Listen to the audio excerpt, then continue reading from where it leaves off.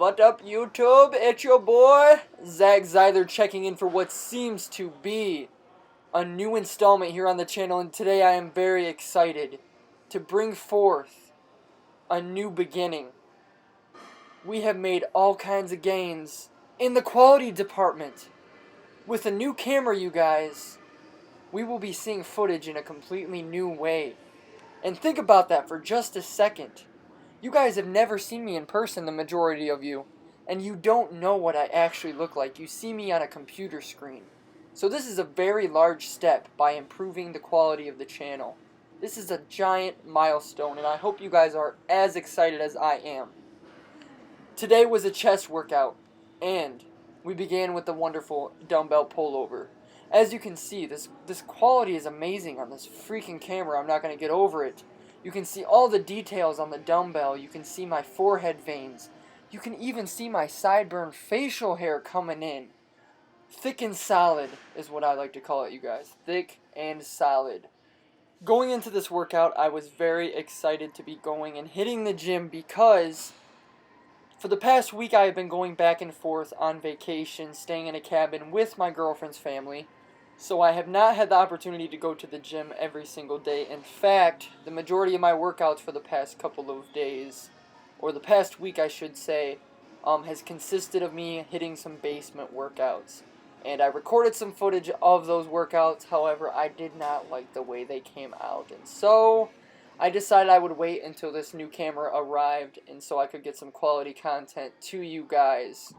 And I hope the week off that I've taken from YouTube, it hasn't been too much of a hit for all of you. So after the utilization of the dumbbell pullover as an isolation movement and a pre-exhaust movement, we moved on to doing some flat dumbbell pressing. And with this exercise, I performed anywhere from 6 to 10 repetitions.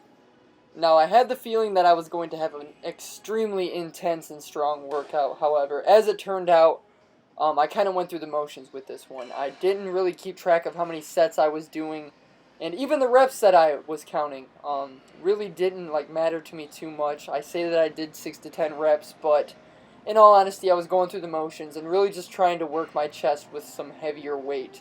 And you can see that I'm shaking a little bit, like my biceps and my arms in general have a little bit of shakiness to them, and I think that's because I haven't started off with the flat dumbbell press in quite a long time, so it's a little bit awkward for me. I have also had a very minuscule amount of elbow pain in my left elbow, and I think it's due to the fact that I've been bench pressing so often and going really heavy trying to get my bench up, and so I felt the need to take a little bit of a break for that going into this session by using the dumbbells instead of a fixed barbell. My body weight right now is pretty close to 180 pounds.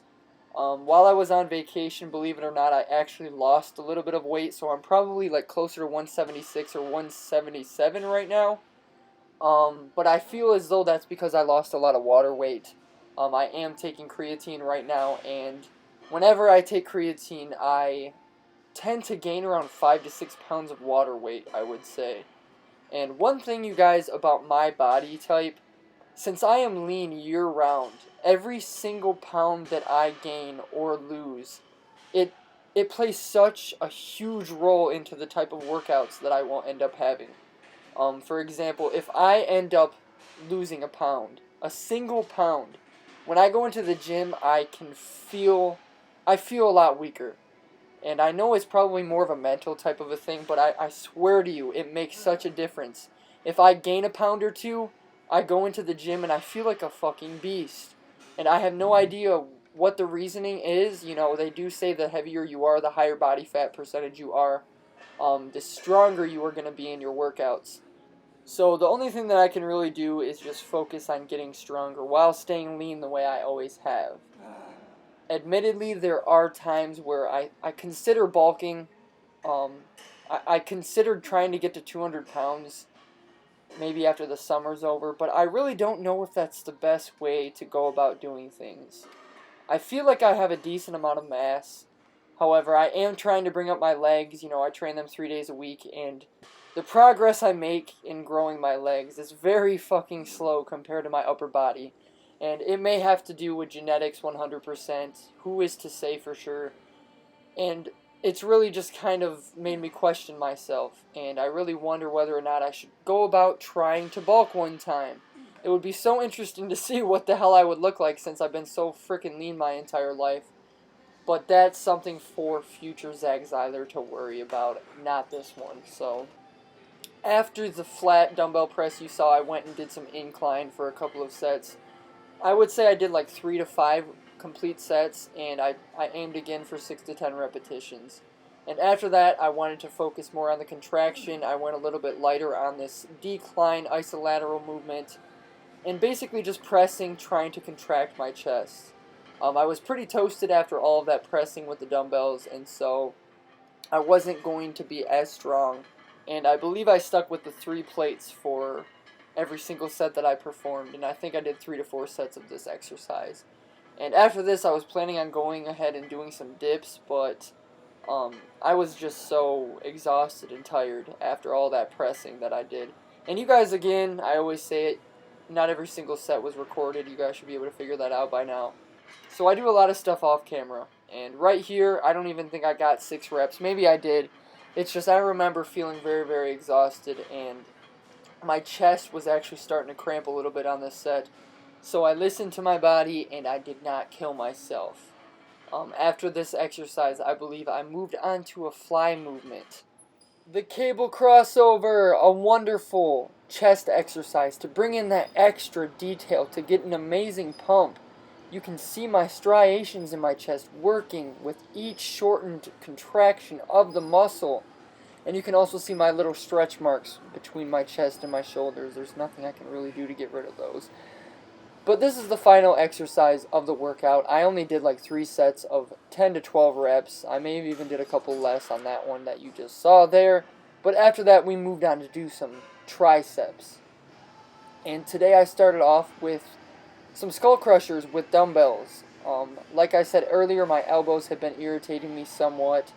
So I did my best to avoid the straight bars, the easy bar curls, and the barbells in my triceps workout just as well as my chest workout. So after the little bit of skull crushing that I do, I go ahead and do some close grip little presses, kind of to just get a little bit more of a little bit more out of the exercise itself. A tiny superset. I don't go to failure or anything like that. And I didn't go too heavy. I think these are the 40s, and the heaviest I went was the 50-pound dumbbells for only a couple of reps because my elbow did start to hurt a little bit, and I wanted to have strict form. I wanted to feel my triceps work. And you can see that's something I really concentrate on. My form is pretty damn decent. It looks pretty good, if I do say so myself, in my own reckoning. Today I followed one of my training styles where I use, full range of motion. I wanted to use weights where I could actually feel the muscle working that I was trying to work. And I didn't walk into the gym saying, I'm going to fuck shit up, I'm going to kill this workout. It wasn't one of those days.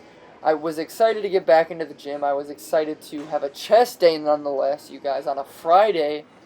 And I was excited because I had my new camcorder. The type of training style that I end up using is based upon quite a few different factors. One of the obvious ones being my mood. We all have angry workouts. We all have days in the gym where the very reason we go to the gym is because we're pissed off and we need to go let off some steam of some sort. And those are the days where I usually save myself for the heavy weights. When I'm in a very bad mood, I'm sure to lift heavy that day because I take advantage of the mood that I'm having at the time. I call upon past memories and that sort of a thing. So I don't talk about it too much, you guys, but when I work out, the feelings that I have and the thoughts that go through my mind are pretty damn weird and pretty damn sick, if I do say so myself. I've had a lot of fucked up experiences in my life. Some of the stuff you guys know about, you guys know a lot about my history, but at the same time, there's stuff that I hope you guys never have to find out about. Some dark shit. And ever since I was younger, I have had a very vivid and huge imagination. I have been able to create situations and scenarios in the back of my mind before doing like a max out set of deadlifts. And I can really get myself in the state of mind that I need to get in before doing a certain type of a set. And when I go in the gym and I'm angry, for whatever reason, I can really just use that to call upon those memories and to max the fuck out, you know, to get the most out of my workout and to get the most out of my body. I can give myself adrenaline rushes. I can really shock myself and get myself ready before a set and that sort of a thing. So after the workout, of course, I had to do some posing with the new camera. The details are amazing. We can see all kinds of vascularity, some striations, and that sort of a thing. But that's the end of the video, you guys. I hope you enjoyed it. I hope it was a little bit informative. I want to thank you guys so much for watching. I love you all so much. Peace out. Goodbye.